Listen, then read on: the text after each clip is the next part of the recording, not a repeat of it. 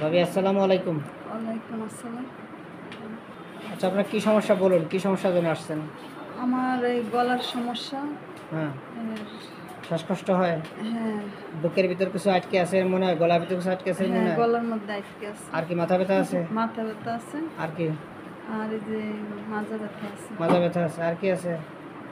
সাদা স্রাব, হ্যাঁ, লিউকোরিয়া। বন্ধুরা, আমি এটা রেখেছি ওনার এই প্রবলেম। তো ওনাকে আমি পালসেটিলা বা উইন্ডফ্লোয়ার কেন দিলাম?